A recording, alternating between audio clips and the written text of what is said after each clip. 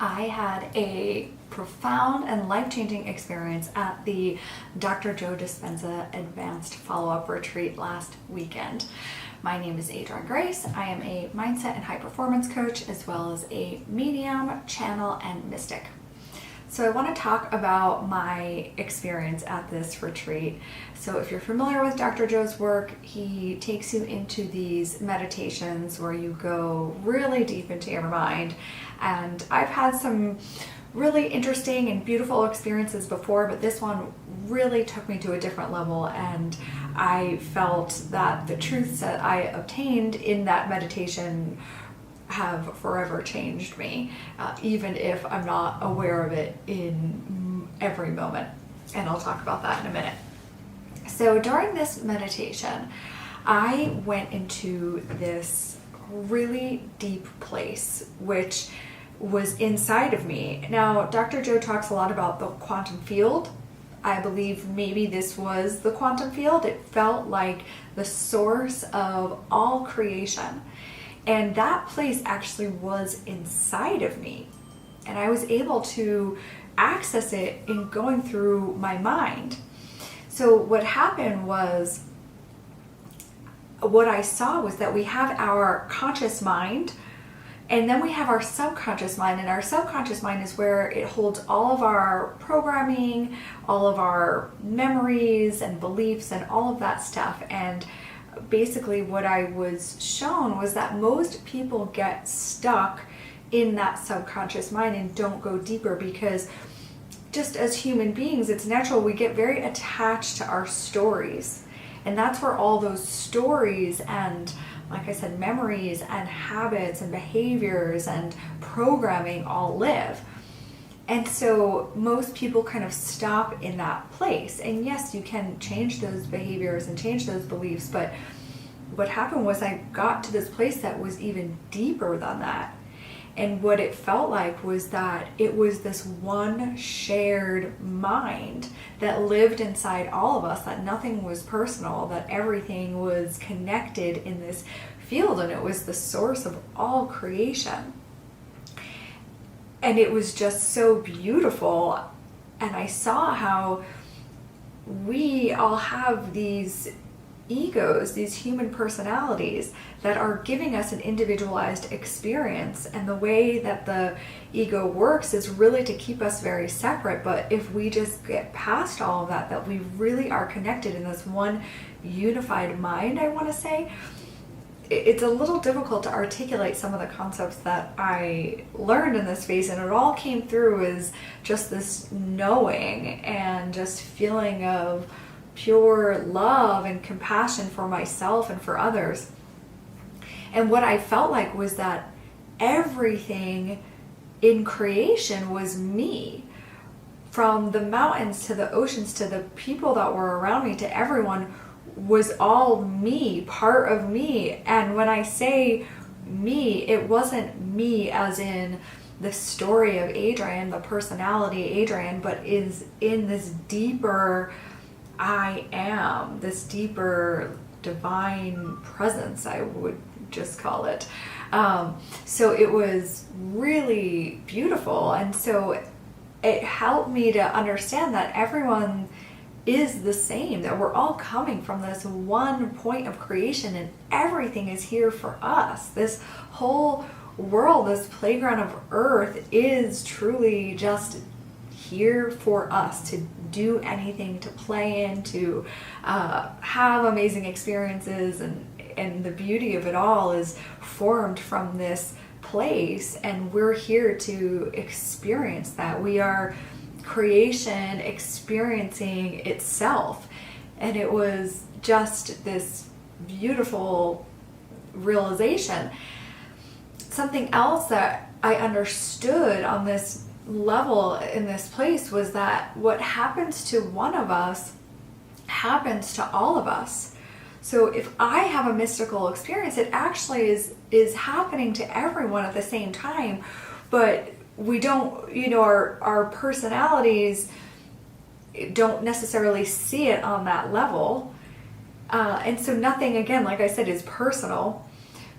But the way the ego works is that it wants everything for itself. So if somebody has a mystical experience, it wants it for itself, and it wants and it wants. And it just was kind of humorous to me in that level, just about how our egos work and how it really doesn't matter if something happens to me or if something happens to somebody else. Or I was even seeing that, like, me and Dr. Joe Dispenza are one. The things that he's experienced happen to all of us, right? Everything's just a reflection of the one source.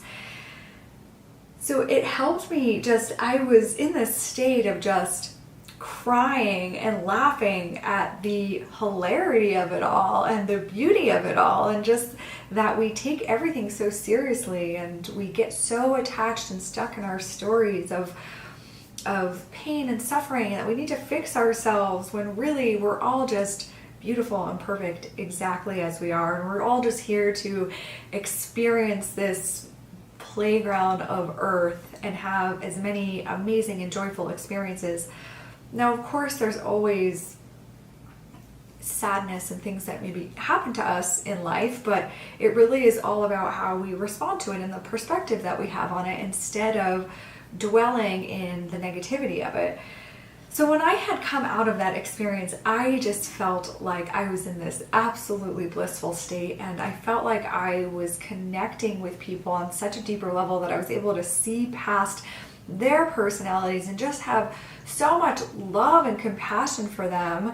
And even as I shared this story with a couple people, because I was so overwhelmed by it and excited by it, I could tell that then their response was that they wanted it, right? That they wanted to have some sort of mystical experience. But I was trying to explain to them that I saw that it doesn't matter if it happens to me or if it happens to you.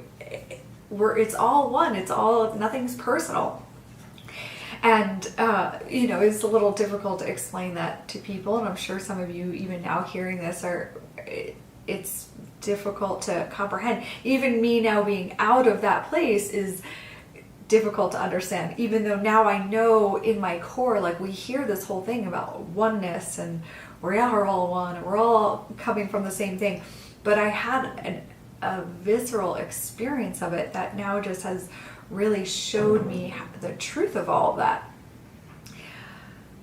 So I share this just because I feel like if this happened to me, it can happen to anyone. If we can get into that place of meditation where we get so deep into our mind that we can access that point. And now it's not to tell you to go after and try to obtain this and try to get it, but really to know, and I'm sure on some level as I'm speaking these words, there's some truth to this. So some part of you understands that this is truth and the reality of the way things are. So I was so excited to be in this state and felt like, wow, I'm never going to be the same again. I'm forever changed. And the funny thing about it was, I stayed in that state for about 24 hours or so, and a day and a half later, when we were in the pineal gland meditation, there was somebody next to me, a man next to me. First of all, I was kind of sandwiched between just two people. It's close quarters there, so everyone's pretty close. And there was this man next to me, and he kept coughing through the meditation. Every time he coughed, he would basically hit me, and it would like jolt me out of my meditation. And I was very agitated and frustrated by it because I couldn't sink in, and I was wanting to get back to that place and have another mystical experience. And then I caught myself and laughed that, one, I wasn't as enlightened as I thought I was, or, that feeling of that oneness had faded. And two, that I was seeing again that how my ego plays into this, and how, I'm not that irritation. There is just irritation inside of me, and how can I just accept it and surrender to it as this is what's happening right now, and not to resist it, because I was getting into so much angst by resisting what was happening. It wasn't even just the fact that he was coughing and bumping into me. It was that more so that I was letting it agitate me so much. Right? And so once I was able to really breathe through it and just accept the situation for what it was, I felt like such an overwhelming place of peace, and I was just okay with it. And I was just like, okay, he's gonna have his experience today, or somebody else is gonna have their experience today, and because what happens to one happens to all of us, it doesn't have to be me, and I'm completely okay with that. But it took a little while to come to that realization. Now in the days and things following, again, it's given me a different perspective on this physical body, right? This costume, this story of Adrian, and then of others as well. It has given me just a lot of compassion, both for myself and for others. But I do still have an ego, and I still am human, and so things arise that I do still get frustrated by or saddened by. But I'm just learning to not resist and not fight a lot of those feelings, and just accept them as they are and just allow them to be and be okay with it, right? It's all part of the human experience to experience the full range of emotions, whether they're good or bad. And the more we can just like accept things and let these emotions pass through us, the more beautifully we can flow in life. And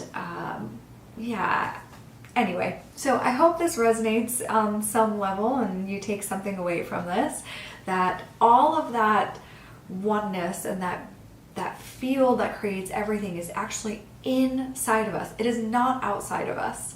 Everything we need, the divinity lives inside of us. And it's such a beautiful realization when you really can understand that from a deep level.